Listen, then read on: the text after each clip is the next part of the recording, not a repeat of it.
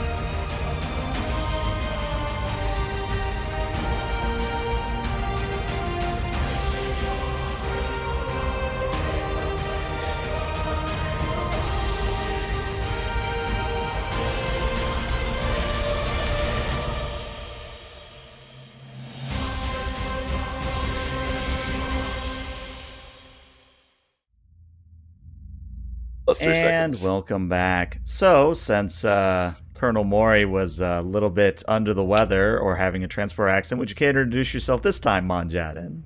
Sup, Monjaden playing Colonel Mori of House Povich. Mori, son of Povich of House Makil, the fleet's adjutant, advocate officer, lawyer, upkeep diplomat, and always beleaguered old guy. Yep, I feel that in my core. All right, well, as is tradition here.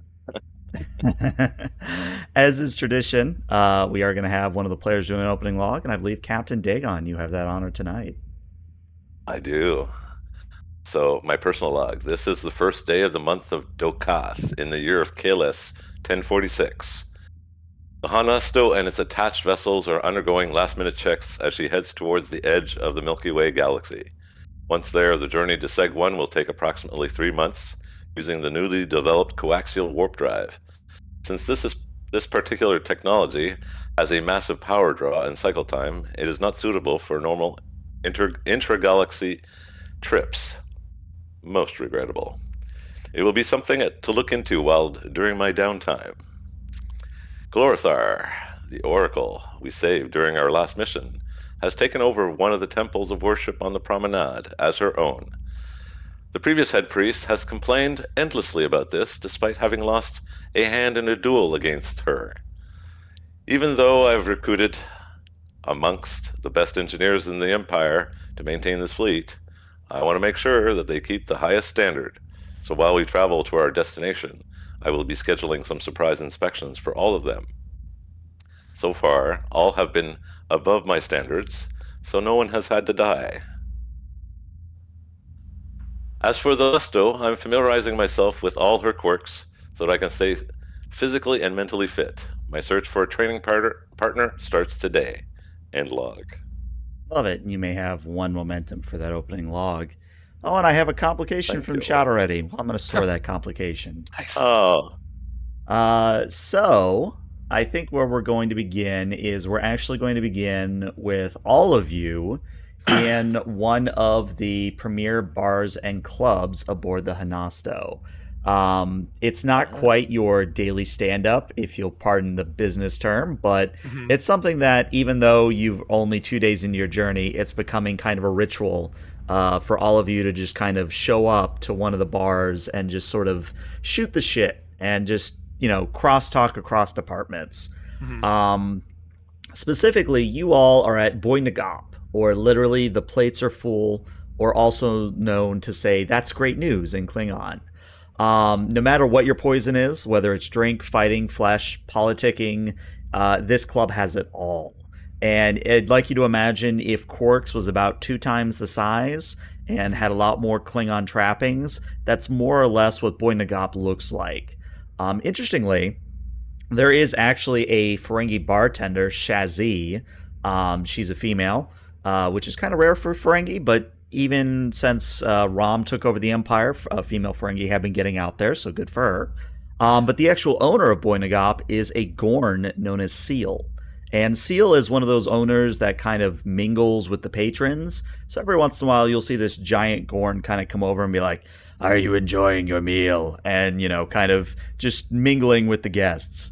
But since you all are very much of a high rank and you do very important things for the fleet, you have your own special table that is reserved for you every morning on the 2nd floor.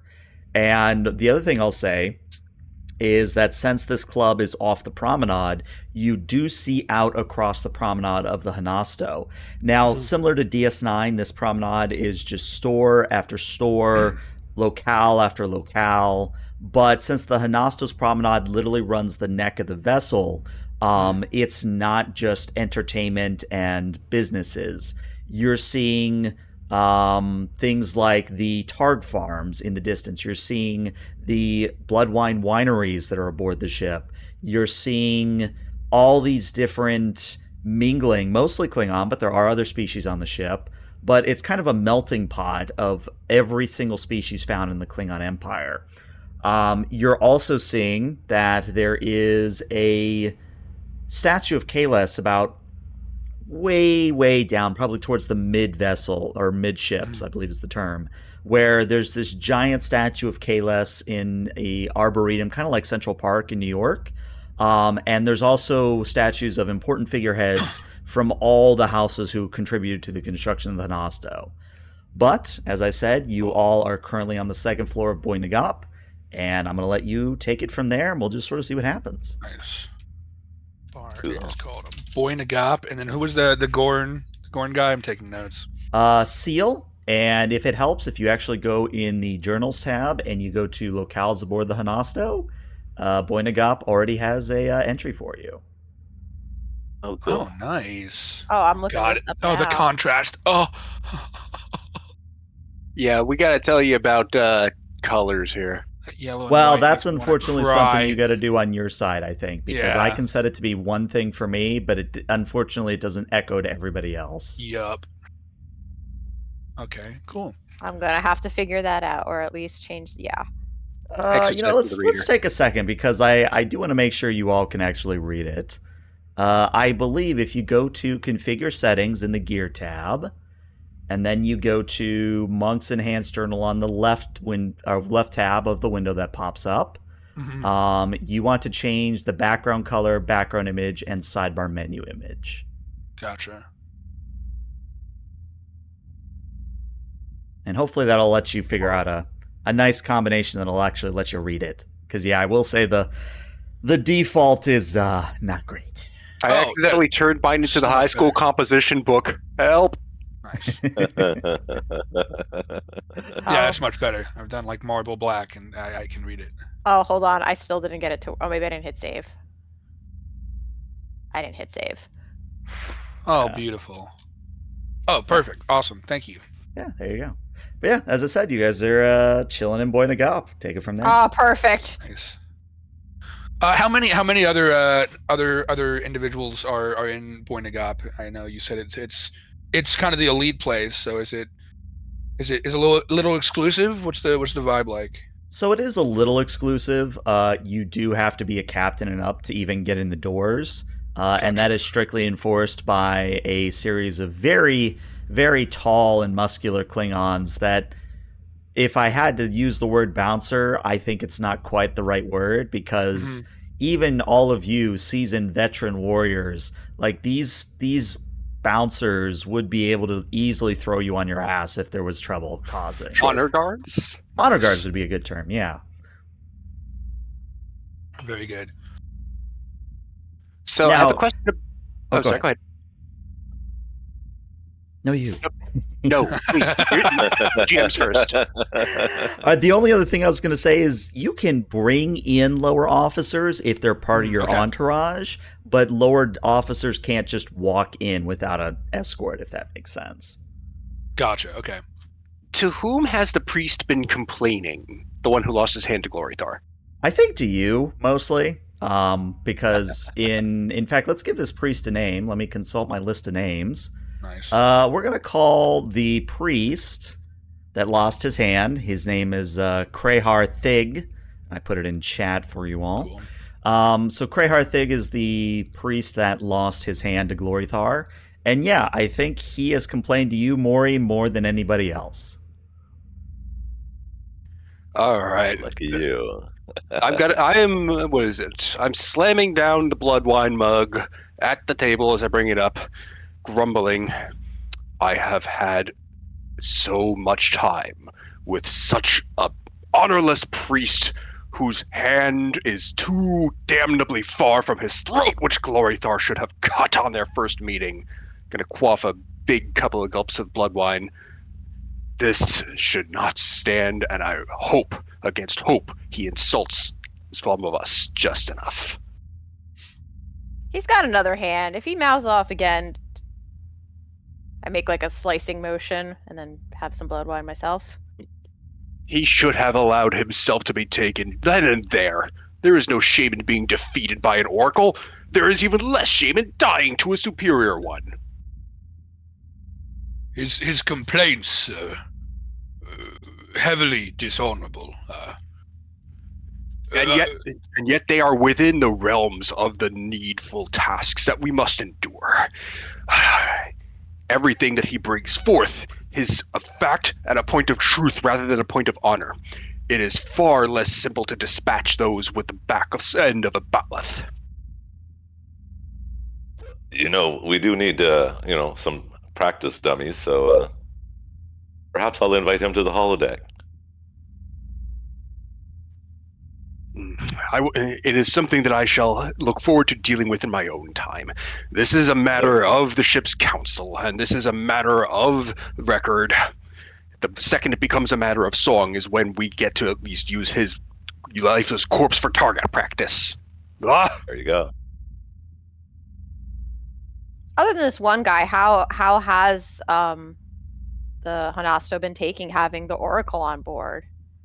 Well, what I would say is that the Oracle has been well received. The fact that, well, let me ask this. Would you all have told the truth of what you learned from the Oracle? Like, would this be something that is common knowledge at this point? Does that include the time stuff? That's why I'm asking, to see if you've talked about the time stuff at all. I would say no. Yeah, especially for the general crew, I think that would be something that is not openly discussed. I'm sure we would have had to discuss that with our higher ups and command kind of units, but I don't think that the general crew we would have wanted to have any discussions about that with. Although I'm wondering if people would have read between the lines of chronologically the Oracle that there would have been time shenanigans if it was the same oracle after all of those years. But we hold on a chunk of ancient warship with the intent to forge it into weapons as souvenirs and an equally ancient oracle. If the crew has not put 1 and 2 and 2 together, then it's not our fault that they're not the brightest stars in the galaxy. look, you don't have to be smart to have honor. I mean, valid. All right, so we'll say for that instance that the story of the Brekthor Reach, or I think it's Brekthor, it's been a while. The fact that you brought the Oracle back and there was a glorious combat, you got her blessing, the whole 9 yards. The crew is very much accepting of Glorithar. But as you said, it's very much kind of an open secret that there may be time shenanigans going on, but it's not a full announcement to the rest of the crew. The command staff know, the admirals know, but just not the average lay person, quote unquote, aboard the Honasto. Right, but they that does could bring up rationalize it away if they wanted to. It does bring up another question, though. What did you end up doing with the chronoton generator? It's in engineering. I was going to say right to engineering. That presence of a chronoton engine, I think, they would be more intellectually curious. No, we just made it the cook. I mean, you would be able to cook things really quickly. Yeah, you'd either be able to cook things really quickly, or you'd be able to age blood wine like that. Yeah, I was about to say. I feel like it is kind of win-win. Yeah, like make jerky immediately. Like, come on. It's pretty cool. Klingons, when you give them a time machine, they don't mess with the time stream. They make food with it. I'm all for that, actually. We make honorable food. All right, petition to use to set up the chronoton as like the new sous chef. Nice. It's gonna be like that's in Dagon's wheelhouse now. It's in engineering. Yep. I feel like it's gone. It's perfectly his. Well, a chronoton particle Chateau generator. Dagon. But yeah, I think it would be like, to me, my read on it is that, we brought back the Oracle, and if people wanted to rationalize as like, oh, it was a long line of various oracles, and it was just a title, not a single person, like however they want to rationalize potential time shenanigans, that's fine. It is a thing about the chronoton generator, but that doesn't necessarily 1 + 1 doesn't necessarily have to equal 2, I guess. Like they could, it was very clear that the road to the path to the Oracle was treacherous. Not everybody made it anyway. So who could say that it was related to the Oracle herself, I guess, is the open secret we can keep going with. Noted. I mean, look, put it to you like this. Who is going to challenge us? Who's going to try to say that we are lying and misleading and wants to, do some, I, low rank, son of Forgettable, say that you are lying and you are without honor. All right, slice. Well, it's funny you say who's going to attack you, because So, I have a I'm conversation from chat. Yeah, for sure. I was going to say, Is there a within one-armed their rights to priest do sneaking up behind me? No, there's not a priest, but there is a member of one of the major houses, House Serve. And let me consult my list of names, and we'll give this guy a name. This is Growlo, son of Serve. And let me type that out, son of Serve. He's an heir. Nice. Yes. So Growlo, son of Serve, is a captain, and he is obviously free to come and go from Boynagop as he wishes. And let's just say that he's on the night shift. So where you all are just starting the day, he is ending his night. And you can tell just by the amount of time you've spent in Boynagop that he goes pretty hard on the blood wine. So as you all are discussing, you see Growlo coming over, and he's stumbling a bit. He's got his dagger kind of, not brandished, but he's got it out, and he's kind of wobbling, and he goes, "Hey, I wanted to talk to you all about the Oracle." We did not invite you to our table, Captain. You don't invite Growlo, son of Serve. Growlo, son of Serve, goes where he pleases. It is most likely in your best interest to go to bed, Growlo, son of Serve. Do not further embarrass yourself. So our first roll of the game, at least this one, will be a presence and a command, or if Kanas wants to do it, a presence and medicine. Can I the do diff- a? Oh, go ahead. I was going to say the difficulty on this would just be a 1. I have a presence and command, and then I can do a diffused attention if. That would give you an extra die if I I'll do remember it. diffuse the tension. Yes, sir. Yep. All right, so is everybody roll it, or only one person is? You can assist, and remember on an assist, it is 1 die that you're rolling, and if you have a focus that applies, focuses still come into play. Cool. Would you say leadership, composure? Any of those I would say could both would apply? apply. Copy that. Yeah, I'll assist just by being, the surgeon and being like, is this guy completely chemically inebriated, or is there any sort of rationale left in this? How many of his livers are cirrhotic right now? Yeah, like what is he dealing with a full deck here or not? Nice. All right. I will spend the 1 momentum to go to 3 die, and then diffuse the tension will give me the 1 up to 4, and I'm hoping to just grab some extra momentum on this one. All right. Well, I have good news and I have bad news. There's a complication. That's fine. But let's see what Kanas rolls, because Kanas could get you more. All right, that's just regular, straight up. Yep, and remember, it is 1d20. 1d20. Okay, so that's a grand total of Wow. 6 successes, which means you get 5 momentum back. Nice investment. Yeah, very Yeah, nice definitely, investment. definitely pretty solid. Yeah. But so here's the complication. So you imply and are able to tell that Growlo, son of Serve, is very, very drunk. The man has been pounding blood wine for probably the past hour, and it's the equivalent of doing like a Jaeger bomb and then a shot of Everclear and then having a shot of Everclear Jello. Like, this man has made some very, very bad decisions. What is he, the captain of the garbage cow? Yeah. Well, you Captain know, of night there's ship janitorial staff. Yeah. I mean, Perhaps you we can the make him in charge of the garden. I mean, you all make the joke, but we'll say the janitorial services aboard the Honasto do have to make sure the shit goes where it needs to. It's true. Yeah. True. Does he outrank any of us, or No, is he he's just a captain. So, but here's what happens. So He's you imply he's equivalent of rank with most of us. Yeah. So you imply to him that this is a bad idea. He should go home. He's drunk. He should just leave.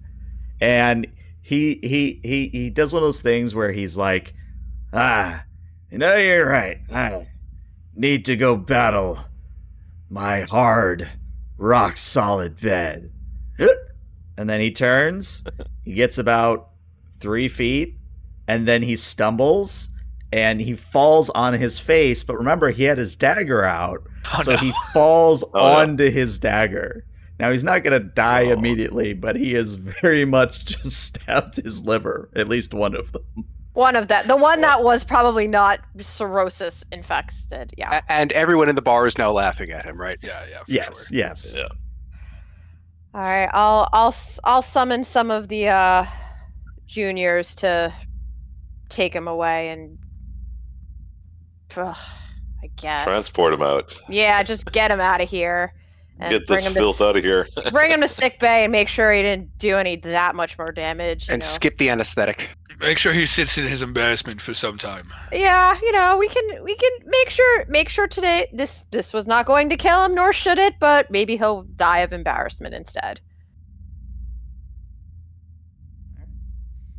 I'm sure that we will hear about this from KR soon. But at least it's in the right way. Somehow it's Glorthar's fault. I mean, whatever. He couldn't even get out what the problem was. So, all right, my dude. Yeah, we'll let him go on. If it was that big of an issue, if it was that critical, he'll remember when he's sober. Dagon, I'm going to the I.K.S. Manhome today to inspect their command crew. You like to accompany? Have you done their engineering inspections yet? I haven't done that one yet. No. So I guess I'll be surprising them. It's always very entertaining to see how they react. Indeed. What does the day have for you, Ganas, Mori? I have a wonderful stack of forms of honor which must be reconciled and correlated against the crew's updated requests for their song inclusions. They are earned, they are merited, and these are deeds honorable and true. But there is only so many verses one can stomach about the conquest of the replication threshold manifold injection systems that have boosted efficiency upon the Targ farm. The meat is juicy. The deeds are true. The recording is tedious. Dagon makes a sound as if. It is work that must be done. Someone must do it, and there is Glory no to honor you. without struggle. Glory to you. There is honor in truth, and in truth there is honor. I have a large stack of truth awaiting me. How fortunate.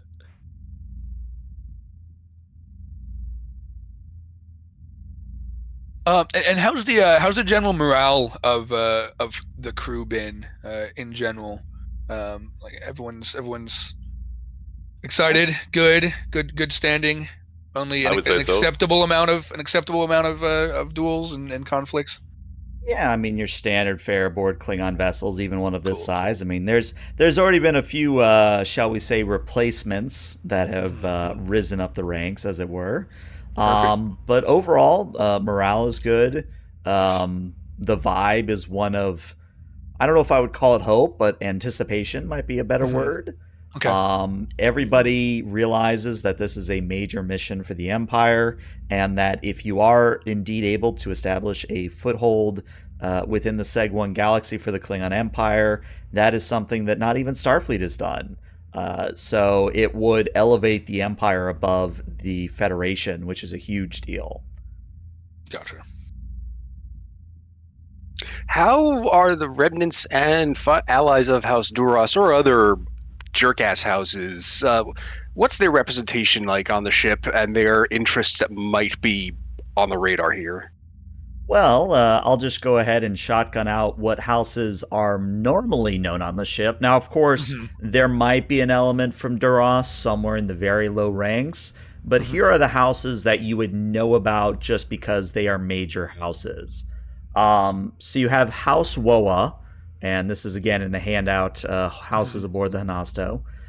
You have House Woa, which are pretty much your leaders, major house with a long and prestigious history, that sort of thing. You have House Kusa, which is kind of a new and eager sort of house. Those are your engineers, more the kind that Dagon deals with. Then you have House Nagak, which are scientists. Good stuff there. You just met one of the House Serve people, good old Grallo. Ironically enough, he is a physician, so double fun for Kanaz. Fantastic. Wow, perfect. Priceless. Should know better, but You made here friends. You're gonna have pals. And then the last major house that does not include y'all's major houses is House Cock. Or is it Cock or is it Chach? I can't do the inflection. It's Qach. Kosh. Cock? It sounds. I'm gonna have to change that. That sounds too suggestive.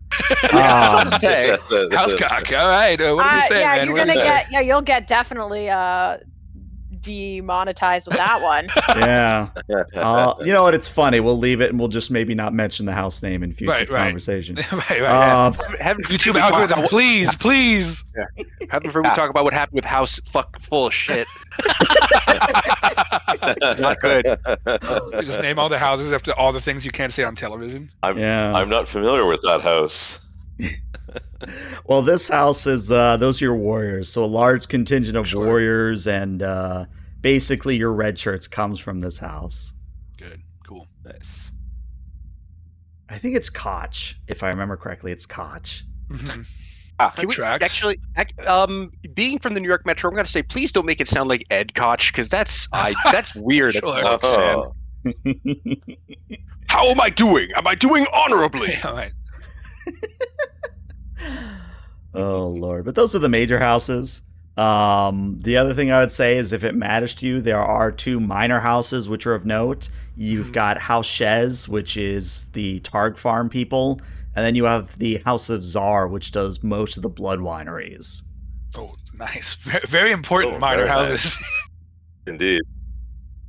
What was that last one? Sorry again, though. House of Czar, Xarr. Czar. Okay, Czar. Okay. Gotcha. Nice. But yeah, I mean, in terms of Duras and elements that, were a problem earlier in the history of the universe, there's, like I said, probably some elements of Duras, in the lower decks, as it were. But as far as anyone knows, there's not any overt Duras people anywhere in the command chain. Gotcha. Okay. Cool.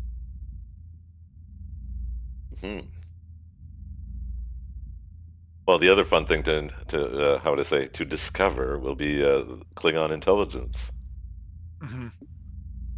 So I think we should talk about that real quick. Are we going with the meme that Klingon intelligence is great because we never hear about them? Or are we going with Klingon intelligence is just one of those things that has never been discussed before?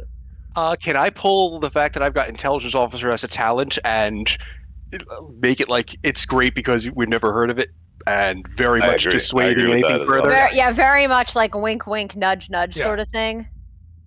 So they are like purple orcs. They don't exist. Got it. Right. Yes, that's exactly what you should be thinking about Klingon intelligence. But they did actually show up in a DS9 episode. No, they didn't. No, they didn't. We don't talk about that. No, it's more like, no, you know what? Talk about the ones that you saw. Well, I do think that's bad a good call. aliens, yeah. That is a good call. Because we did, with time shenanigans and Q shenanigans and other shenanigans. Like, do we know if any of the other factions are heading in have the same direction as us? Like, that's something I feel like could be an intelligence-esque something. I mean, my guess is, given what we know about the Honasto, its construction, and its cost, it's probably not possible for any house, conglomeration of houses, or wink, wink, nudge, nudge treaty with the Romulans that could have physically built the Honasto. Well, I'll say, I was more worried not as much like treaty with the Romulans, but knowledge that the Romulans are also had a brilliant idea. I don't know, just this got me kind of thinking down that line. Give the Romulans no credit. GM is just making notes here. Never mind. Really? Notes. Secret Romulans? Yeah, question mark. Well, what's Sexy goblin? Yeah. What's a Klingon game without a secret Romulan somewhere? Oh, of course, yeah. What's any Star Trek without secret Romulans somewhere? Let's be real. All right, this is when the announcement comes. Attention, crew. One of you has been detected with shoulder pads. Present yourselves for garment inspection. One of you is Tal Shiar. Beautiful. All right, well let's skip ahead a little bit. We're going to go to, if I remember correctly, it was Dagon, and was it Akrak or was it Mori? I might have missed the thread there. Akrak, him and I are going over to the main home to do our inspections. Gotcha. And we'll do you, then we'll bounce over to Kanas and Mori. How does that sound? Cool. Sounds good. Sounds good, boss. All right. So, Dagon and Akrak, you all travel to the main hangar bay, which is kind of what we saw in the intro. It is kind of that aft keel underside of the Honasto where the main home just barely fits. There's maybe a few meters of clearance on either side of the nacelles. But even then, that means the Honasto is very, very, very large. But what matters is the main hangar bay is not just the berth of the main home. It is also one of the locations where there are just shuttlecraft after shuttlecraft. There's a variety of fighter craft as well. Nice. There are the equivalent of Klingon runabouts. And what I would say is that very much similar to a Starfleet vessel, there's the physical door, which seals the bay when not in use. There's also a massive force field through which keeps the atmosphere, gravity, and everything else inside. Gotcha.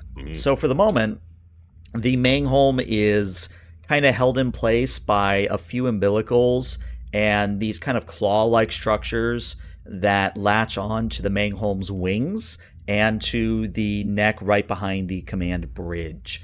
And as you go along one of these umbilicals to reach the Mangholm itself, you are stopped by several honor guard members.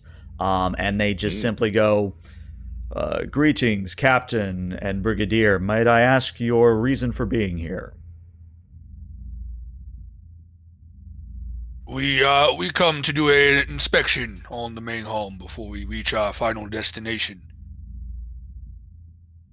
I see. Well, we have, and they look at Dagon, we have heard of Dagon's legendary surprise inspections, and we believe we have prepared for an honorable one. Oh, a challenge. And the guards step aside and say, "Enjoy your time on the Mangholm." Oh, another challenge. Don't mind if we do. Yeah. Indeed. So yeah, you continue on your way, and you enter into the Mangholm itself. Now, this might seem like an oxymoron, but for a Klingon vessel, the Mangholm is immaculate. You still have the burnt browns and the dark reds and the obligatory like half mist filling the corridors, because what's a Klingon vessel without all these things? Right. Yeah. But Fog machines are honorable. Yeah, there's no rust. Everything is regulation. The warriors you stop in the hallway, if you stop any, they very much are very polite, which is weird for a Klingon. They're very polite. They answer any questions you might have, and they seem very competent. Like, it's not one of those situations where in Starfleet where if you go, "Hey, you, random ensign, what's your job? What's your name?" Right. Timothy? Right. But my question is, where would you all specifically be heading for the main parts of the inspection? I know my main task is to inspect the command crew, check with the captain or whatever, whoever is in charge of the vessel at present. So that would be the bridge then. Yeah, I'm going to the bridge. Yeah, for sure. Sounds like I'm going to engineering then. Yay, more After. split the party. Yeah, exactly. No. They're going to the bridge first. Right, and then I'll come afterwards, with you to going to engineering. There we That's go. it. Thank you. We Saves me. skip and hold hands. It's fine. There's a picture I'll never be able to get out of my head. Yeah. We are merely exchanging long protein strands. Oh my god. Oh, God. Oh my god. Well, now I'm going to have to put a warning on this episode if it wasn't already from House Koch. Right, So, we're wow. really in it now. oh Lord, but what's a Klingon game without a little fun of that? But yeah, you arrive on the bridge, and the bridge is again immaculate, clean, everything in its place where it should be. The Mangholm is staffed around the clock, so it's not like a auxiliary ship that people have to rush onto to deploy. But immediately as you step onto the bridge, one of the yeomen, or the Klingon equivalent thereof, says, "Attention, the surprise inspection team is here." And everybody stands up and turns to salute you in the Klingon sort of fist across the chest manner. And the current captain, let's give him a name, Drelos, Captain Drelos. Cool. And I'll put that in chat. Captain Drelos kind of does that fist bump across his chest and goes, "Captain Dagon, Brigadier Croc, we were expecting your surprise." Honor with you. It seems that word spread rather quickly, but Impressive intelligence there. Well, as I one like it. of Kalas's proverbs say, a prepared warrior is a warrior that lives. Indeed. very good. Positive marks to start off, Captain. Well, where would you like to begin? I can show you all of our bridge stations, our current sensor readouts, whatever it is that you require to inspect. Yeah, so we'd like to see your bridge stations, your bridge officers. I'd like to speak with you privately at the end, just to make sure that you are fit, capable, willing, and able to command with your current staff. Afterwards, I know that Dagon wishes to inspect your engineering crew and main engineering as well. And it's at this point that at Croc and Dagon, I need you to make a... Let's call this an insight and con. Or an insight... Would it be insight command or insight con? Let's make it an insight and con. Okay. It will be a difficulty of 2. And if you have anything related to reading body language, anything related to behavioral analysis, that would apply here. And I'll let you two decide who's assisting who.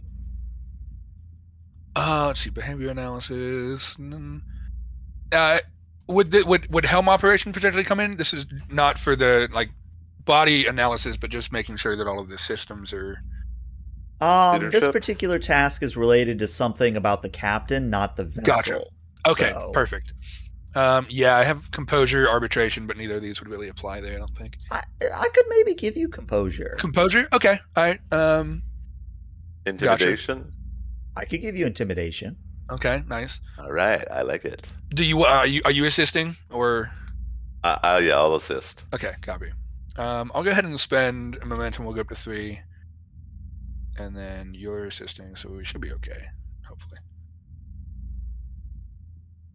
Well, there's an assist, and there's another 3. So wow. I believe you are capped on momentum. Well done. Nice. Yep. So, as much as a strong front as the captain is putting on, there's something that Drelos is not telling you. Mm-hmm. And it's one of those things where if this were like a lie detector test, it's one of those he's anticipating having to lie in the near future.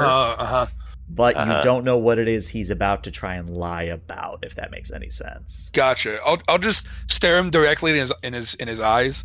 Be like, I'm sensing that a one-on-one discussion would be more prudent here at the beginning. You and I, Captain, to your quarters or ready room, please. Of course, perhaps we should bring along Captain Dagon as well. Oh, I'd like that. Good. All right. So you adjourn to the captain's ready room, which I don't think we've ever really seen on a Klingon vessel. Mm-hmm. Trying to think. Just one we big have foggy pit. DS9. Is it DS9? It wouldn't surprise me if it was DS9. Mm-hmm. Yeah, I.K.S. Rotaran. Oh yeah. I'm going to have to go back and watch DS9 because it's been a while. But yeah, you step into the ready room. It's a fairly large, especially because it's an Egvar-class. There's a personal targ pit in here. There's a personal sort of storage of blood wine barrels. There is no random fish in an aquarium like Picard has. But there is very much a large skull of some kind of creature that sort of hangs above the main desk where the captain could sit. And the captain doesn't go behind his desk. He actually lets a Croc or Dagon take that seat, and the captain will stand instead of sitting unless you want him to sit. No, it's fine. He can make his choice. But I'll go walk behind his desk and start opening some drawers and just looking through his stuff very nonchalantly. Remain standing. Captain, you are not as apt at hiding your nervousness as you might believe. Let's try again, and this time, speak your truth plainly. Well, if I'm being honest, sirs, I may have brought something aboard the Honasto that could cause incidents. Oh, this is intriguing. And he actually goes over to the targ pens, where there is a targ or two, just kind of small little things there, just sort of making a mess. He actually goes over to one of the targs, and Dagon, you're going to recognize this immediately. He taps one of the targs behind the right ear, and the targ freezes up, and you realize as the part of the targ opens up that these are artificial targs. These are not real targs. But as this targ opens up, there's a compartment, and coming out of this compartment, the captain shows you what looks to be an ancient Herc weapon. Now, as a reminder for anybody who's not familiar with Klingon history, the Herc are the ancient enemies of the Klingon. They're also what the sort of I.K.S is made out of. They are also what some of the major Klingon technology is based upon. So having a Herc weapon... And something that Dagon's very, very, how would I say, cognizant of. Mm-hmm. Yeah, so this is kind of a big deal. Mm-hmm. Well, what do we have here?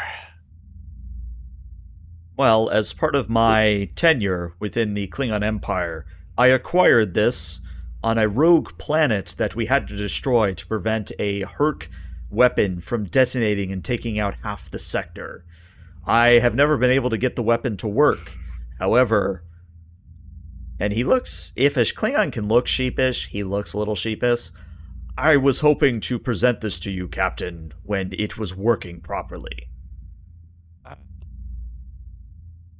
And if I understand correctly, you need help to make it work correctly, right? That is correct, yes. My engineers have been unable to discern the device's secrets. Well, it would be an honor to accept such a gift. I could use, things to occupy my downtime. You have downtime? Don't tell anybody. Engineer said Not he's a lot. free. So it's almost as if, one of those telltale things where it's the GM will remember this. Right, yeah. That's okay. But yeah, after he gives you the device, and I should say the device kind of looks like a cross between a batleth and a phaser rifle, which might seem like an odd combination. It's kind of one of those things where, was it Babylon 5 or Stargate that had the bladed things? Maybe it was Firefly. I'm getting all my sci-fi mixed up. But it's one of those things where the device arcs and has a blade or a bayonet at the end. And it is very much meant to be a ranged and melee weapon in one. Battlestar Galactica had them. That's probably what they also it was. had it in SG-1. They had that big like staff of the Gaul. The Cylons had rifles as well with bayonets at the end there. That might be what I'm thinking of. Yeah. But he gives you the device, and what I would say is a sort of mechanics perspective is that you can work on this in your spare time, and after you've acquired so many successes, we'll say the device starts working again. Interesting. Cool. Okay. Yeah. Other than that, the captain says, "That is the only secret that I hold aboard this vessel. I am very much committed to the success of the Honasto and her mission, as are the rest of my crew." I hope That it's certainly is an interesting beginning. right. In the future, do not attempt to smuggle anything onto your ship. "Then you do not wish to have one of my casks of blood wine," he says with a smile. Oh, wow. All right, you've got me, but your personal blood wine stores are different than a potentially dangerous Herc weapon. I'm sure that you understand and are aware of the differences between those two things. I do not need to explain them to you, correct? Well, it's funny you say that because then he points at one of the casks. That is actually a barrel of 2205. Whoa. It is only fair in an inspection that we sample them as well. Very well. And as he breaks out a bunch of cups so you all can sample the blood wine, we're going to shift over to I.K.S and Mori. So I.K.S and Mori, what are you two up to? So I was trying to think about what would you be doing in the sick bay, and I was thinking that we may want to be considering what sort of potential inoculations for alien viruses and other unhonorable germ warfare we may be running into. Okay. So kind of doing your inoculation work ahead of time. I like it. Yeah, and we could use some of the losers of the underlings battles as our test subjects, recruit them into, vaccine trials, as it were. They're here anyway, getting patched up. There is glory in experimentation. Okay. So I'm just trying to think how to frame this in a scene. So let's say that the way we can rope Maury into this is, Maury, you're having to fill out the paperwork or have people fill out the paperwork to consent to be a part of these trials.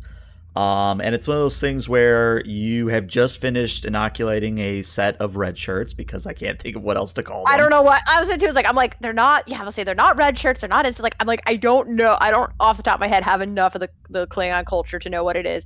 But basically, your lower deckers getting into scuffles and trying to puff up and look all high and mighty, and then they go and sever their pinky finger, and you're just like, ugh, not again. Okay. I think they're called Becks. Becks. Aren't they That's called what they are. Becks? Becks. Yeah. Okay. Yeah. I was like, I knew what I'm talking about. Yeah. So we got to just make sure it's okay, you're not going to bleed out. All right. Okay. By the way, we want to make sure that you're not going to die from this, Angorian fungus that we think might be coming up or whatever. I believe we had 15,000 of them, if I recall. Oh, yeah. Yeah, Well, you have 15,000 souls aboard the Honasto. Well, it's more like 14,500 now with all the honor dueling, but hey. Oh, of course. do we That's okay. replenish our ranks at all? I was actually thinking about this too, because if people just keep taking themselves out in honor duels, What do you think the target pits are for? Oh, I That's don't know for- where you're that's going for with the this, but we're definitely. that's for the dead meat. Let's just say that for sake of argument, it is one of those things where unless you start taking major damage and start losing chunks of crew from hull breaches, you're not really ever going to have to worry about crew. Well, I should also say if you get in any major land battles, that might come into play. Right. But for the moment, you don't have to worry about running out of crew. Cool. We can conscript from those that we conquer. There you go. That's a Klingon notion. The Judge Pui. Yeah. Yeah, that's it. All right, so Maury's here to help me make sure the paperwork is in order. Mhm. Because I guess we need to know who was I guess we need to keep track of who got injected with what while we were patching them up. And, you don't need all those fingers, right? They're kind of redundant. We must obtain their consent, Doctor. Anything else is tantamount to Romulan medical experimentation, and we will not have Will that not on have this that. fleet. You are correct, sir. So I.K.S is not thrilled about the paperwork, but begrudgingly agrees that, yes, we can't be like the Romulan scum. Fine, bring in the next one. All right. So interestingly, who steps into your sickbay next? And actually, let's take a moment to describe your sickbay, because this is one of many locations aboard the Honasto where you can get medical treatment. If you're doing this in the main sickbay, or I believe it's the main surgeon bay is what it's called on a Klingon vessel, it is one of those things where you have about 3 surgical tables with various sorts of screens and implement arms that sort of dangle above it. You have about 6 biobeds, which tend to be reserved for major injuries that other locations aboard the vessel can't treat. You also have several stasis tubes that you can put people in stasis into. You also have, if you ever wanted one for some reason, the main surgeon bay does come with a Klingon EMH, which I haven't decided what voice to use for him yet, but be that as it may. That'll be cool. I'm begging you, just make him Robert Picardo with no changes. Right. Oh, that'd Wait, be so You should he still be human, or should he have Klingon ridges instead? I said no changes. You don't understand. Mike Vaughn has a photo of the doctor, signed photo of the doctor in our house. Oh. Oh. Then yeah, I think maybe for giggles, maybe it really is Picardo. Who knows? Nice. But who steps into your maid surgeon bay is actually a human. And you would recognize this human as being Tom Banks. He is actually the owner and proprietor of the Ruby of the Sea bar. And what you would know about Ruby of the Sea is that this is what the quote-unquote normal officers of the Honasto go to. This is if Quarks is what you would have on DS9, this is kind of what we see in Lower Decks. I'm blanking on the name of the club that we see in Lower Decks. Yeah, the Cerritos with the olives logo, that one, right? Yeah, that one. But basically, this is a huge bar. Like we're talking 3, 4, maybe 5 levels. Almost like Arya's bar on Omega, to use a Mass Effect reference, Nice. where Okay, cool. this club can fit hundreds upon hundreds of people. The music is always blasting. Credits, blood wine, everything flows freely in the Ruby of the Sea. But Tom Banks himself, the owner, he looks to be your average mid-20s individual, so you can tell that this guy's young, even for a human. He actually is fairly well muscular, and he's actually wearing a sleeveless vest, so you can kind of see his biceps and all that. Almost like he's trying to fit in on a Klingon vessel. Nice. He has short cropped hair, and the reason he's coming to your surgeon bay is because his arm is very much dislocated and maybe hanging on by a few tendons. Yikes. All right, here we go.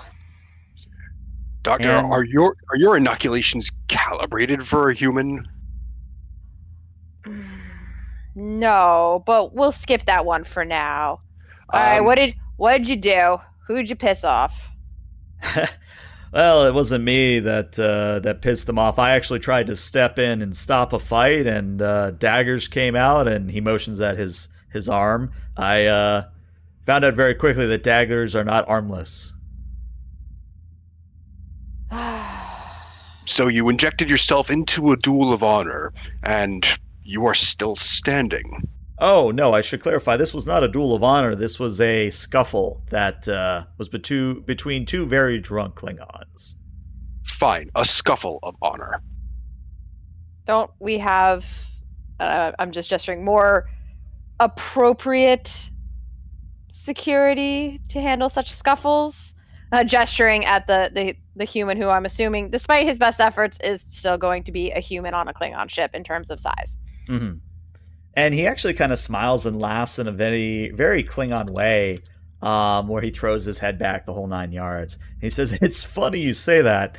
I actually had some of my security with me, and part of the reason I got hit with the dagger was because I made the mistake of tripping at a very inopportune moment. You could say that I had fallen for the ruse." And yes, Tom Banks is going to make a lot of puns. Deal with it. All right. I'm good. Do we know if Tom Banks speaks Klingon, or at least understands it? Oh, he's speaking fluent Klingon, actually. Like, this isn't coming through the Universal Translator. This is, like, legit, like, Klingon. Is there like a Klingon dialect that he might? No, I'm kidding. I'm just trying to think of a way to like talk over his head. There but, are actually. There are, yes. Yeah, so There if are I had to different use a real-world stereotype, which please don't crucify me for, you've got American English, and then you've got, like, British English, and then you have Pidgin, I think is the word I want to use. Where yeah. Pidgin's Ooh. kind of that combination of a bunch of languages. So Ooh, yeah, we can go like patois, like Jamaican Klingon. Ooh, yeah. yeah, there you go. But basically, there are like levels or quote unquote different variants of Klingon that you could use to speak in higher or lesser gravitas, I think is the word I want to use. But we can't necessarily, he might get that if we're trying to use one of those to talk over his head, he would probably understand. Gotcha. Correct. Well, Doctor, you are the medical officer. I defer to your opinion as to whether he should be a test subject and whether or not we should be going over the matters of honor that attend to it. How many non-Klingons are on the ship? I'm curious if, I would have thought like there would have been enough of population that, okay, I guess we have to make sure these guys, we account for physiology, and more just like, okay, are you bleeding out? Okay, you're not bleeding out. I'm just looking through my notes here. According to my notes, you have about 1,500 non-Klingon souls aboard the vessel. Oh, so that's actually a pretty, not non-negligible thing. So I think, in that case, Honasto would want to take the opportunity to ensure for the safety of the rest of the crew that nobody else is going to be patient zero for any possible alien flu viruses. All right, well, currently, as part of the package deal, we patch you up, but Maury over here has some bureaucratic paperwork. Mr. take a look Banks, do you have any objection to he's paging through a pad here, use of certain medical trials and other possibilities that would grant you certain possible immunities but have unknown consequences and are considered by the Klingon medical establishment and the applicable bodies of honorable regulation to be untested? And do you consent to these procedures, or do you not consent to receive them at this time? And Banks actually laughs and says, one of those medical trials back in Starfleet, but with a Klingon twist. I like it. I mean, hey, if I grow an extra arm, maybe I don't have to come and have you sew back on this one again. Then normally we would have you sign in blood, but since you have already gone through the politeness of, Maury's just going to look at his dangling arm, opening up the fountain, I will just take this sample here. And he just kind of smears the blood input on the pad because it's a Klingon pad, and that's how you do things. Mm-hmm. Doctor, he's all yours. All right. Please try not to mutate him. All right. Well. All right, I.K.S. Very funny roll, because if you roll another complication tonight, I will just lose it. This is going to be a control and a medicine. The difficulty will be a 2. And how close is the sword that she got from Glory Thar in case Just things... in case would I have that on this? I mean, I think I would probably have that. You're a Klingon doctor. You have it on your person. I'm gonna have that up instead of a diploma. Let's be real. So the blade is nearby if you need it. I would say, yeah. I mean, yeah. You know how doctors have their various degrees on display at a Klingon? Yeah, you're gonna have the prize bat'leth. Like, come on. Would I be able to? I don't know if this counts as emergency medicine. No, it's not quite. Because it's not really emergency. He just did a dumb. So I guess it's just standard medicine. Okay, yeah, all right. Control medicine. Here we go. 2 dice. Let's do this. Oh, you do have 6 momentum. Okay, so I can't offer you a success with a complication. All right, you said it would be funny if we had a complication, so, I'm here for it. Don't do it. We're at 8 threat. Do you want the arm to go Borg? I don't know that I go that far. So here's what happens. You reattach his arm. Everything looks good. And then you look at his arm and you realize you have committed a grave sin. You were thinking Klingon biology, not human biology. And the arm is on backwards. Nice. Does it work? It does, but the arm is on backwards. Nice. Do you want me to fix it? Or... And it's one of those things where, Banks goes to lift his arm up and it actually moves down. And he goes, okay, Doc, I'm going to be honest, this is weird. Should it be moving like this? If you had superior physiology... No. But here we are. We could re-break it and reattach, and I just, crack my knuckles. I believe that might be a good idea, because if I have to deal with this, I might be spilling blood wine on customers, which we don't want. Nor do we want to invoke the medical malpractice clauses of honor, unless, Doctor, you would like to deal with his 4th and 5th through 7th generations that come to claim honor against you. Just stare at the lawyer. Why do we have one of these here? All right. Well, I won't promise this won't hurt, because it probably will hurt. And we'll re-snap and reattach, reconfigure. I'm not sure the right verb to use. Should I roll again? That was kind of funny. You're good. No roll required for that. I think it's pretty funny, though. Yeah. So he actually doesn't scream in pain like you were expecting. He kind of just grunts like, But as you reattach his arm the correct way, that's where we're going to take a 5 to 10 minute break. We'll be back shortly, everybody. Nice. All right. Now I get to fix the furnace again.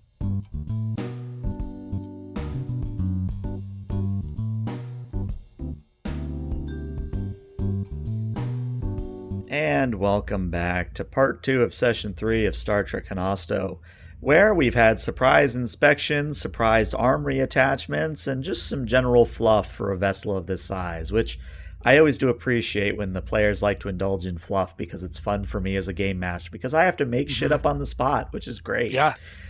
But I did want to at least introduce the beginnings of a B plot here.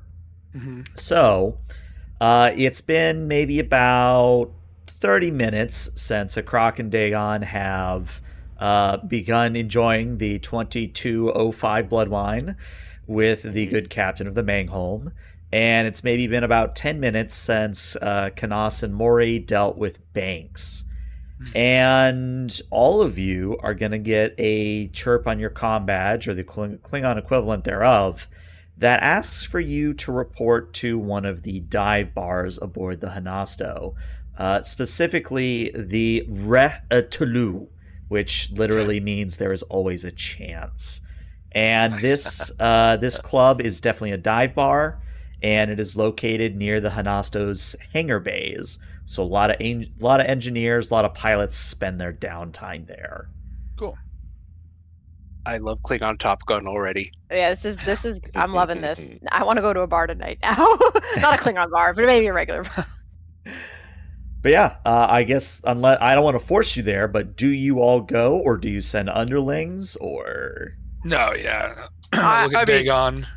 did they Duty call? calls. Yeah, they didn't call for like a representative from departments X, Y, and Z. I mean, they called for us, right? Yeah, was it like a Correct. specific call? Okay, I'll stare at Tom Banks and be like, you know anything about this?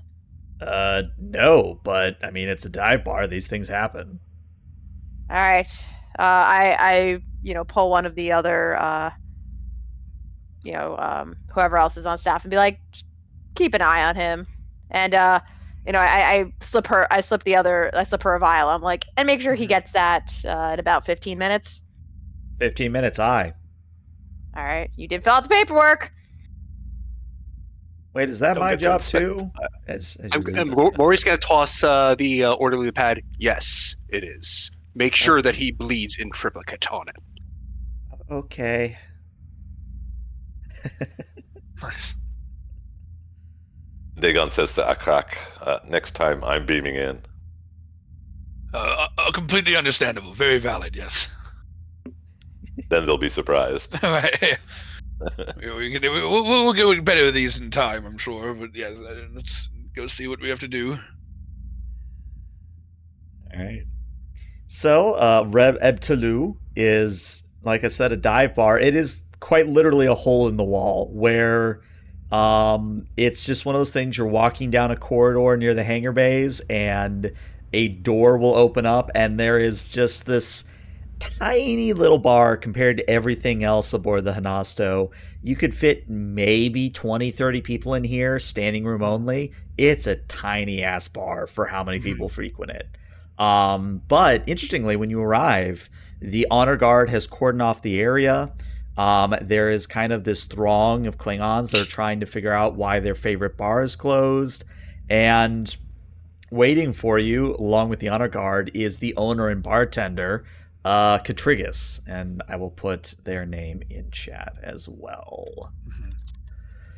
Actually, I think it's Katrig Russ is what his name is. Gotcha. But as you all arrive, Katrigus kind of looks you all and goes, thank you all for coming on such a short notice. I would have asked for someone beneath your station if I thought it necessary, but I believe you all are in, shall we say, need to know about what's happened inside.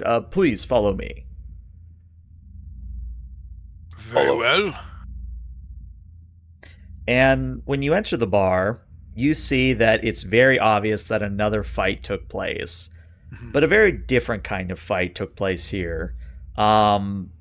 Before, everything that you've dealt with so far today has been just drunken brawls or, light honor dueling. Nothing of this magnitude.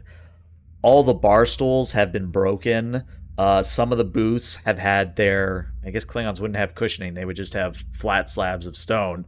Some of the stone has been charred as if hit by disruptors. And lying on the ground in the middle of all this wreckage and debris is a dead Klingon. He is very much dead.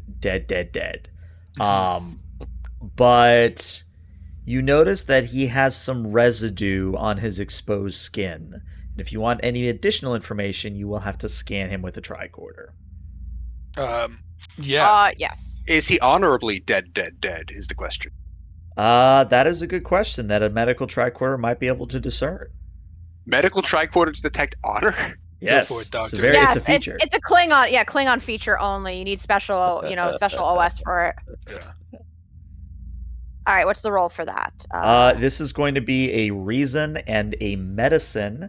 I am going to set the difficulty at a 4.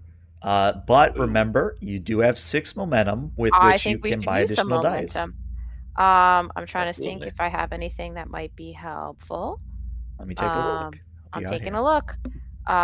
If you buy at least 1 die with threat, you will trigger bold medicine, which I will was allow planning you to reroll.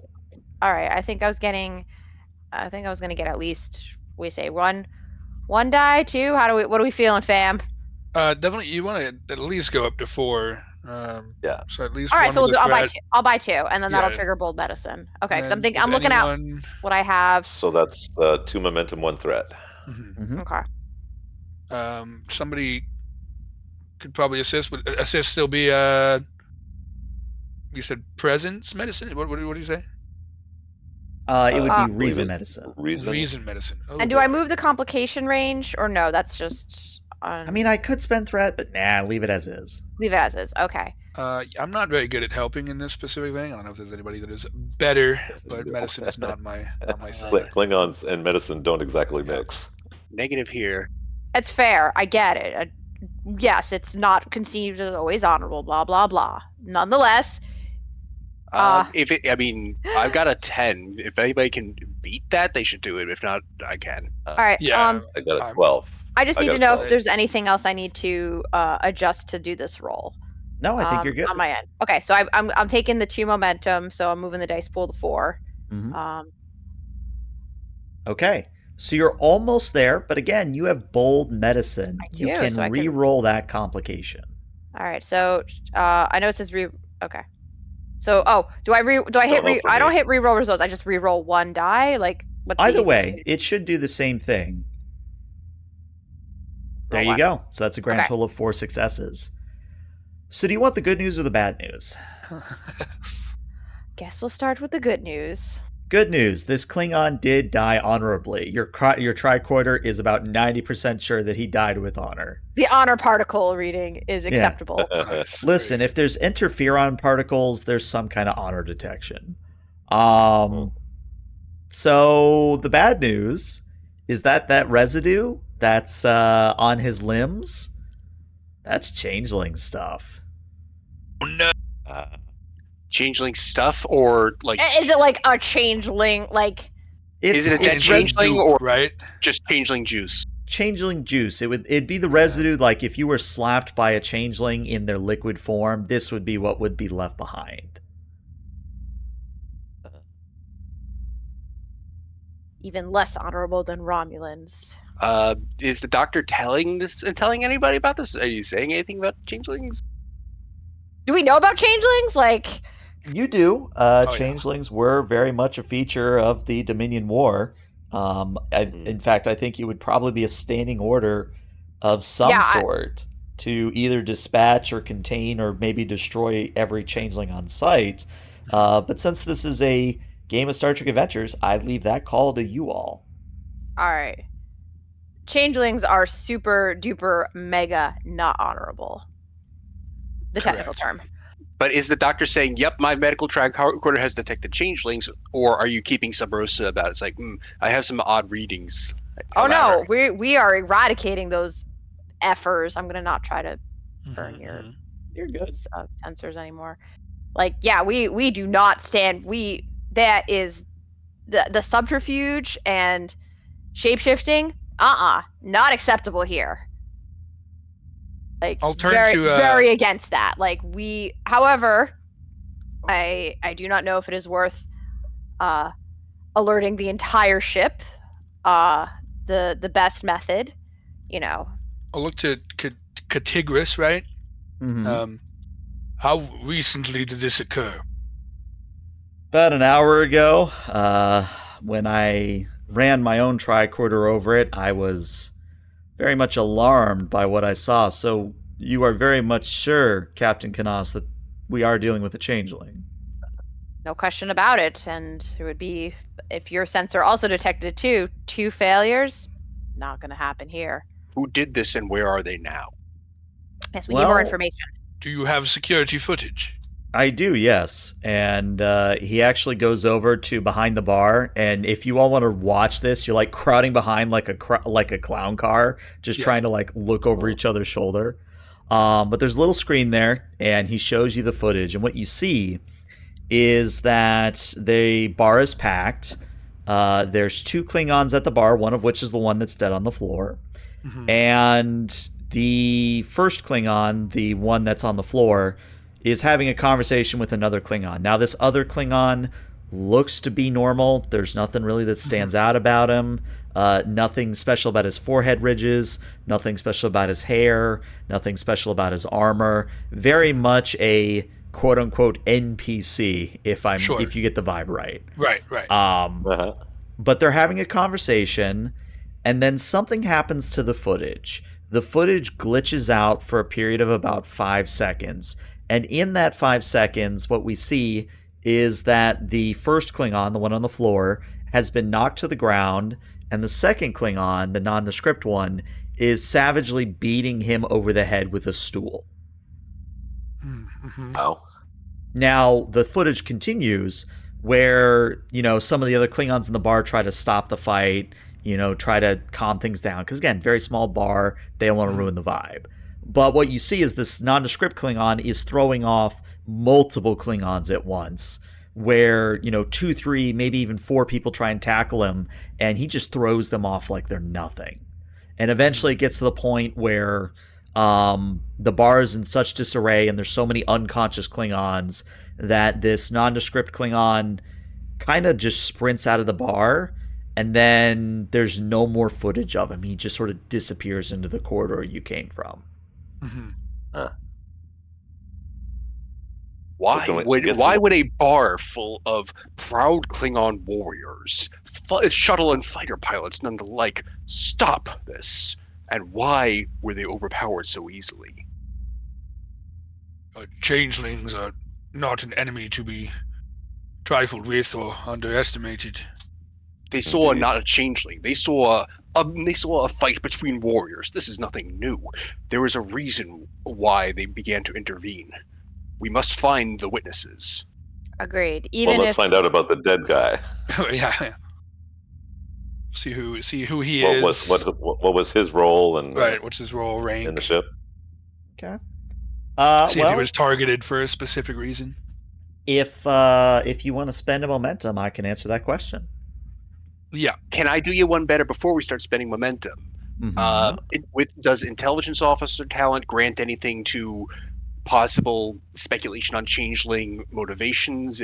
We know that they've been beaten back to the Gamma Quadrant, but where, how could their incursions have led them into anything? Were there any risks known during the construction of the Honasto? Is there any intel background that the crew might not be privy to, but Maury might have an idea of? Well, since you are the intelligence officer, if you'd like to use your free advantage for the mission, I can let you get the answer to those questions. Mission being the entire campaign, or mission being this one session? Just a session. Mm-hmm. Yeah, let's use that. Okay. So here's what you know about changelings from an intelligence perspective. There have been whisperings, not just in the Klingon intelligence, but also in Starfleet and Romulan and all the other intelligence, the Tal Shiars, the Obsidian Orders, you get the vibe, that the changelings have begun leaving the Great Link and are once again trying to infiltrate the various echelons of the galaxy once more. However, it's a different vibe than what you experienced during the Dominion War, where they were deliberately trying to sabotage or deliberately trying to, shall we say, make a mess of things, is maybe a simple way to put it.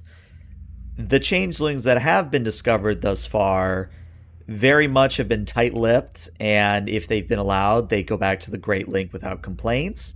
But even things like the Tal Shiar trying to use Romulan techniques hasn't been effective at getting answers out of these changelings. Now, as for why a changeling would be aboard the Honasto, all I would point out is that this is technically the galaxy's first intergalactic voyage. So the changelings would definitely want to keep tabs on that, at least in some regard. Looking for new lakes. Well, congratulations to the changelings for having learned how to do lips properly and keep them, but to keep them tight is not good for us. Yeah, Maury is definitely not going to share this as of yet. Okay. Probably a good idea since the bartender is still there. Right. I mean, I think, yeah, because I mean, I think it's definitely obvious that if the bartender picked up, like, yo, this is a changeling, I think the next step is, did the witnesses think that was the case? Like, was there any, like, flashes of changeling, you know, during the scuffle that was not on the security footage that might have blown the cover, so to speak? Yeah, did they stop the guy because they, hold up, he's a changeling, we want to interrogate him? Or stop the guy, this is not an honorable duel. Like, that's the avenue. Well, for that, I actually turned to Captain Dagon, who's the engineer of the group. Dagon, if you'd like to run some analysis on the footage, this would be a reason in engineering at a difficulty of 3.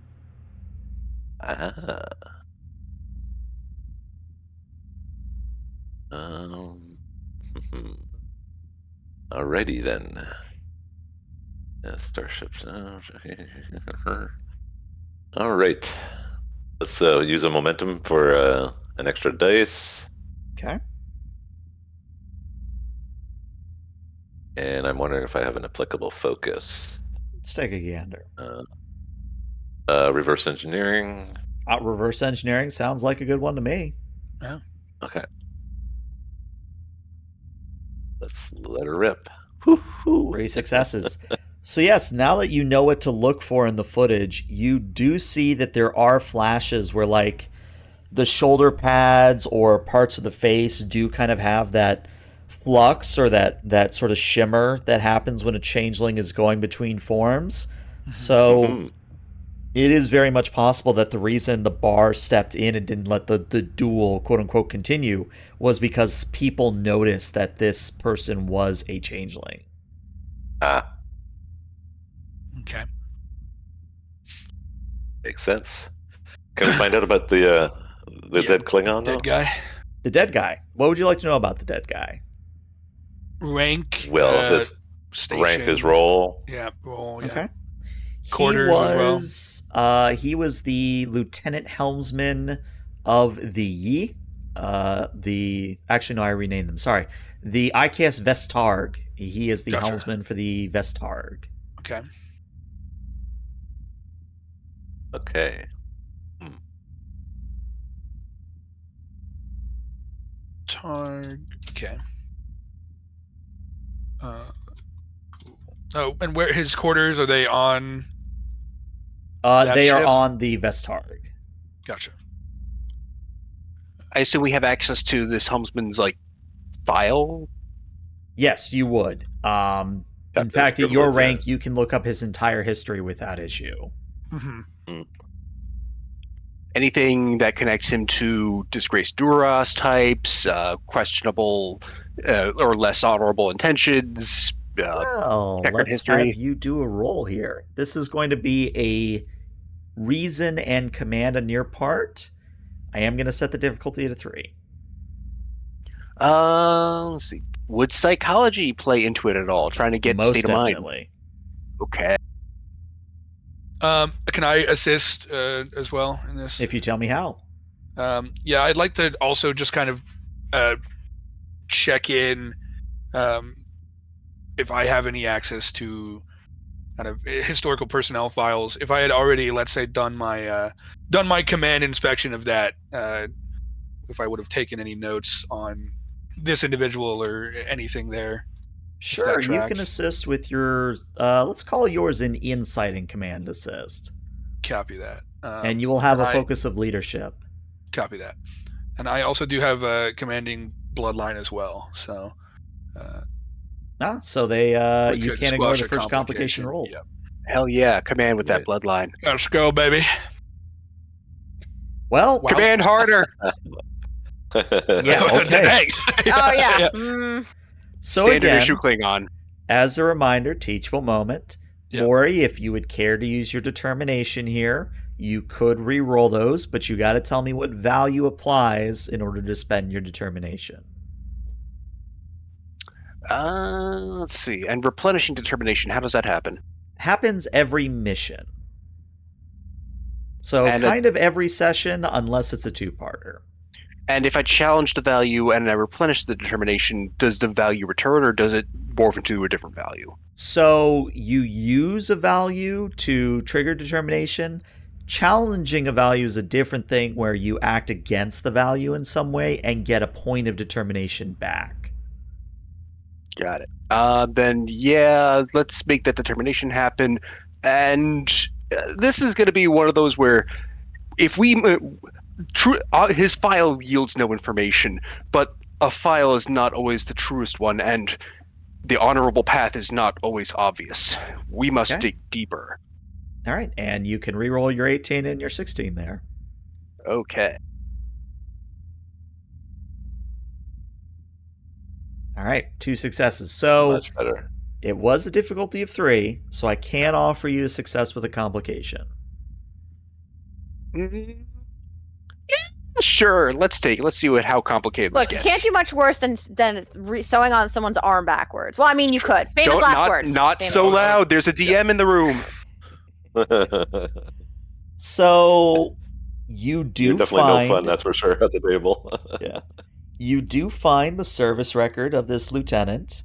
It's very much a standard, started as a Beck, worked up through the ranks, got promoted because of merits and duels, etc., etc. But interestingly, there is a gap in the records. And the complication is going to be that this is a very obvious gap. As in, you could look at this file and tell someone has deleted part of this record. And even when you check the other computer banks on the Honasto, when you query the Klingon High Command back on Kronos, because you're still within range of subspace, his record has been deliberately expunged. No. So has it been expunged, like, purposely? Did somebody redact this, or was this a clumsy covering of the steps? The latter, where you as an intelligence officer would recognize that someone wanted to cover their tracks and did it very quickly. Got it. So so this was done in haste, and all right. We have here an attempt to move records around and obfuscate personal details of the victim. We do not know why. What date range does the deleted information cover? About the 2-year period in which the Honasto was constructed. So post-Dominion War. Correct. Someone wanted to ensure that there was nothing directly connecting this victim to the Honasto, or that would bar him from serving on it. And which house does he belong to? He belongs to one of the minor houses. Let me consult. He belongs to the Laurie house. Okay. And I'll put it in chat. There you go.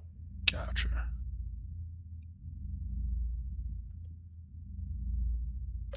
Interesting.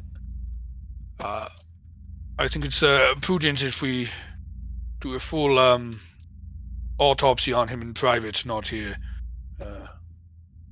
Certainly not here. I don't have any of my equipment. Correct.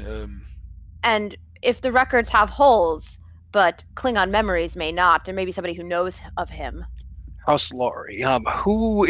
We need to know who in House Laurie would have access to make these changes, if preferably both on the Honasto and in Kronos itself. Someone with access to records or the ability to gain access to them without authorization.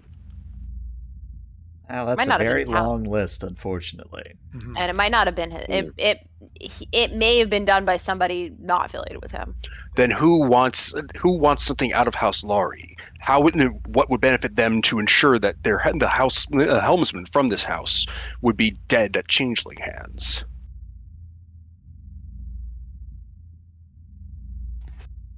We are, of course, just investigating this thread.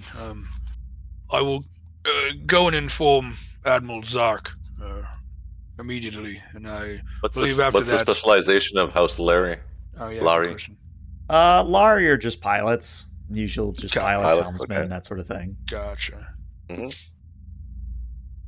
I'll go and take this news to Admiral Zark, and then we'll move to his quarters to investigate, see if I can find anything that could potentially lead back to him being targeted for any specific reasons. But you are correct, Maury. We need to find the witnesses, attempt to see if there's anything that we may have missed, and try to keep this under wraps, of course. We cannot keep this under wraps any more than we can contain all the molecules in the galaxy.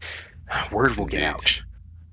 What would benefit a changeling? What would benefit the changelings from one dead helmsman from one auxiliary ship? Does this victim have any relatives, any members of their house who would seek vengeance, who would stand to benefit, or who would be particularly detrimented? What wedge could they drive?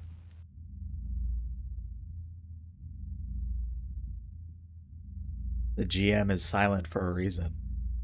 Right. Ooh. Exactly. Well, good. Seek weaknesses. Need a momentum there?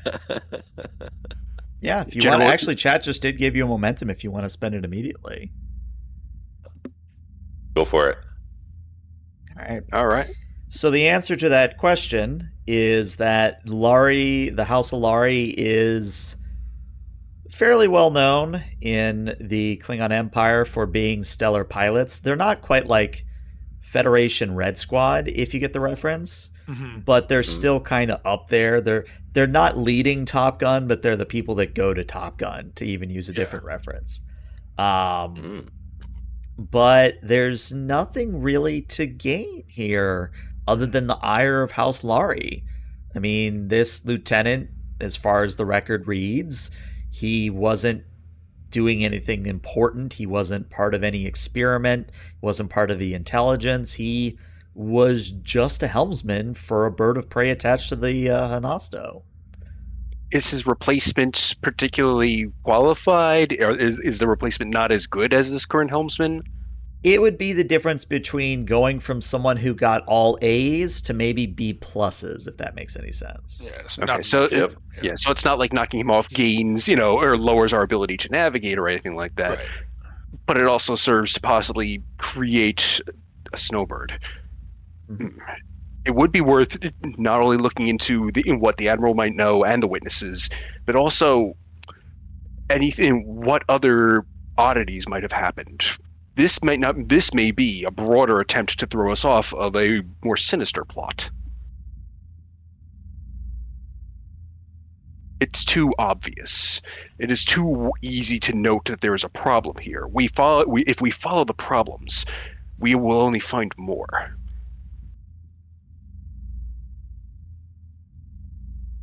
And because I think I like to delegate problems. Everything's on the table, so obviously we need to investigate as many threads as we can to see if we can uncover some of this. Kalish once said, "Though I may carry 99 problems into a battle, a Patak never will be one." Nice. And because I think this is a dramatically appropriate time, this is where we get that Battlestar Galactica music, and we see on the screen how many changelings remain? Question mark. And that's where we're gonna make this a two-parter, because I think it's interesting. Yep. It is. Yep. No arguments. No arguments. For us. How many remain? No, it's great. because it's one of those things where because your journey to Seg 1 is 3 months, I had to come up with something to keep you all busy keep us and occupied. entertained. Uh-huh. Yeah. Yep. Let's throw in absolutely. changelings. That'll definitely keep people busy. Yeah. Keening, yeah. soaring choral vocal intensifies. Nice. Oh Lord! But what'd you guys think? That was definitely more of a fluff episode. But That was what'd you guys great. think? It was I great. love this fluff. Fluff us I more. love- Fluff is great. Yep. Wait, Gives us time sorry, to chill a bit, chat in character, that sort of thing. It's nice. And Absolutely. kind of help find our footing, which is I'm Yeah, working on. I can't wait to dig more into Tom Banks. Either he's the changeling or he's got some fun shit.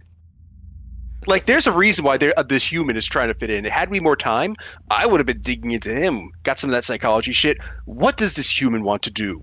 What is your, as they say, mother issue?